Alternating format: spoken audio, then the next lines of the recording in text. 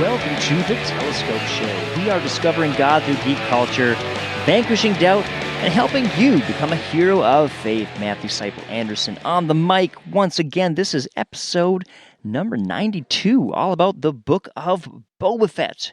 Well, thanks so much for listening, and I hope you have a happy new year. Hope your year is going well, and I want to say thank you. We just really appreciate everyone who listens to this show. This show is like as homemade as they come. In fact, last week we kind of had a snafu, and I released an episode that had some goofy editing problems. And so, if you listen to that and the audio was terrible, yeah, it was terrible, but it's been corrected. So, you can go back, listen to it again. It'll be smooth sailing. You'll enjoy it. And thanks so much for listening. It's been really fun making these 92 episodes. I have a hard time believing that I've been at it this long and constantly learning and trying to improve the content of this show. Well, let's get into some news, and then we'll talk about Boba Fett, our favorite bounty hunter.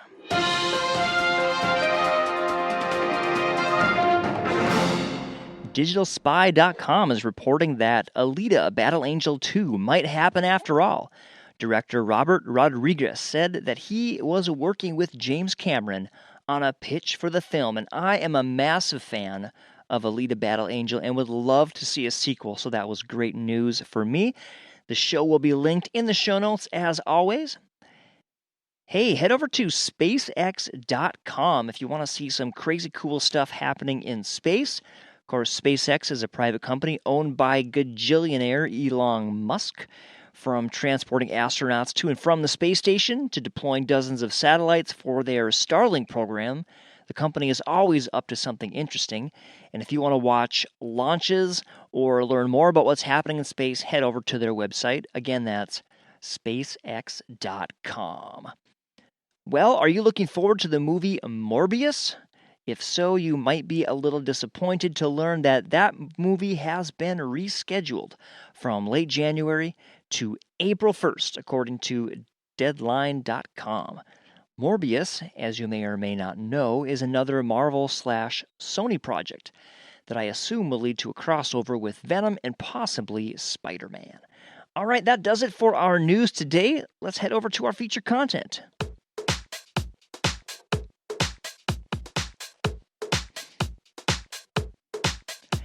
If you're like me, you were really curious to learn more about the mysterious character of Boba Fett. The reviews of Book of Boba Fett, at least for the first episode, have been more positive than negative, but I think it's fair to say that initial reviews were mixed. My goal today is to unearth some questions and pose some theories that will help some of you warm up to Book of Boba Fett if you haven't already. I believe Book of Boba Fett could be much more important than we realize. First of all, let's lay a little foundation for those who aren't super familiar with Boba Fett. After all, he is kind of an obscure character that became known for his mystique and cool costume, and of course, he definitely played a role in The Empire Strikes Back and Return of the Jedi. So, you probably know him a little bit, but here are some facts about Boba Fett. Boba Fett is a clone. Jango Fett was a bounty hunter. His DNA was used to create an entire clone army, and it was used to create Boba Fett, and he raised Boba Fett as his child. Jango Fett was killed by a Jedi. In fact, he was killed by Mace Windu in the second prequel movie. Boba Fett wears Mandalorian-style armor he received from his father, who was actually raised by Mandalorians. Boba Fett worked for some serious villains in his career as a bounty hunter, including Darth Vader and Jabba the Hutt. Boba Fett was presumably killed in a battle involving Jedi Knight Luke Skywalker. He was flung into a sand pit with a huge carnivorous plant called a sarlacc at the bottom. Sarlacc's this big, huge, and nasty creature. I don't know if it's technically a plant or an animal. I mean, it lives in one place in a pit, kind of like a Venus flytrap, just sort of sits there and eats things that fall into it. But, it does have some tentacles that it grabs things with, so it's kind of like an animal. I don't know, it's science fiction. It's pretty sweet. As you know from watching Return of the Jedi, Boba Fett fell into the Sarlacc pit and was presumed dead. For decades, however, fans speculated that Boba might have escaped the Sarlacc pit, and they were giddy with delight when Disney brought Boba Fett back to the screen in Season 2 of The Mandalorian. Mandalorian Season 2 and the first chapter of the Book of Boba Fett shed a lot of light on Boba Fett's character. Though he worked for some truly evil dudes, Boba Fett himself seems to live by some kind of code, similar to how the Mandalorians live. We see this in the way he aids Mando and Grogu in The Mandalorian Season 2. He aids them in exchange for the return of his Mandalorian armor. Boba Fett saves Fennec Shan's life in The Mandalorian and earns her loyalty. He chooses not to execute Jabba the Hutt's former associates. Instead, he rehires them. He says he will rule by respect and not by fear, the way Jabba the Hutt did. So I think many fans were hoping Boba Fett would be this strutting gunslinger who blasted first and asked questions later, or, maybe not at all, ever. Instead, they got this complicated, wounded old gunslinger in search of healing and attempted to transition from being a lone bounty hunter into a respected overlord of some kind. It's actually a much more interesting and multi-layered story and a multi-layered character, which I think is awesome. But if you were looking for, the gunslinger, you might be a little bummed, so I can see why some of those reviews were a little mixed. I'm curious to know, what did you think of the first book of Boba Fett? Let me know in the comments, and definitely don't wait to hit that subscribe button to the end of the episode. You can do that at any point. Like I said, initial reviews of the show were mixed, but today I want to encourage you not to give up on the Book of Boba Fett after only one episode. The show is going to answer a lot of questions for us, and I think it's going to set up some big things for the future of Star Wars. First off, there are so many questions I have about the Boba Fett character. Who took care of him after his father died? How did he survive while stranded on Tatooine before the events of The Mandalorian Season 2? Does he have any long-term ailments from the Sarlacc trying to digest him? Is there anyone else Boba cares about in the galaxy? Or is he a true loner? And perhaps most importantly, why does he want to take over Jabba the Hutt's operation? Is he simply stepping into a power vacuum because he wants money and power? What's his end goal? How is being the leader of a huge crime organization going to jive with Boba's sense of morality? There are just so many questions that need answering, and we're just going to have to watch and see how it all plays out. We may not know Boba's plans yet, but there is one thing that is certain. One thing. Boba Fett's status in the Star Wars universe just exploded. Like, he went way, way, way up the chain. This is a complete game changer, folks.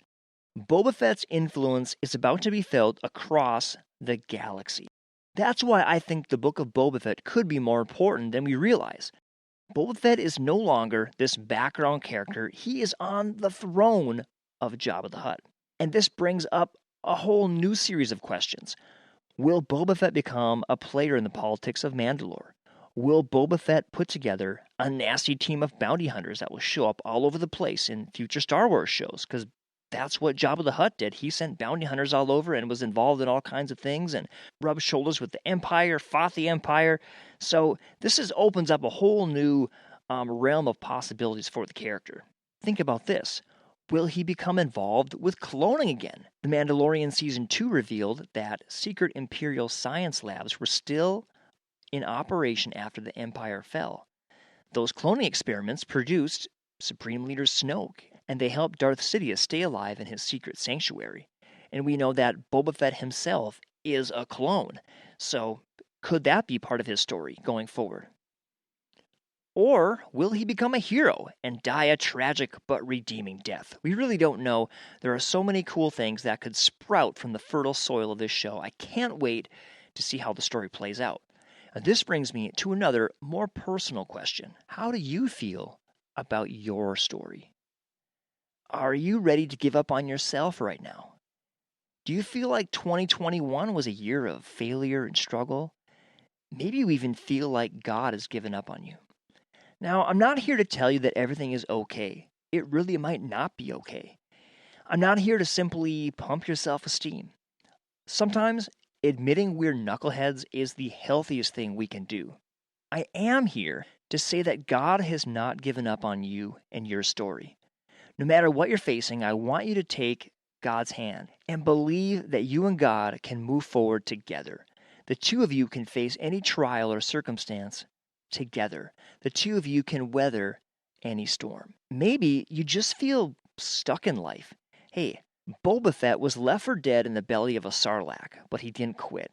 He regrouped. He believed things could change even though they looked impossible. He came out with some scars, but he did come out. One of the greatest claims of Christianity is that we serve a living and personal God. There are literally millions of people who have stories of God working in their lives in miraculous and unforeseen ways. Why not you? God loves you too. Maybe you're listening and you just don't believe in God anymore, or maybe you never really had faith in Him. Can I give you a little challenge? Would you consider being open to clues that point to God? This is an honest question to ask yourself because maybe the answer is no. In that case, there is no clue, literally no clue, that could ever point you to God. I hope the answer is yes, though. There are many clues that point to God, starting with you. You are an intelligent being that is loaded with incredible potential and purpose and design. And potential, purpose, and design are not the products of blind chance. You are made in God's image. I want to encourage you, keep listening to the show and start looking for clues that lead to God instead of assuming that all the evidence points away from God. Hey, I hope that encourages you today, and I'm really excited to see what the future holds for our friend Boba Fett, and I will look forward to talking with you more about it later on. God bless. Love you all. Take care. Bye-bye.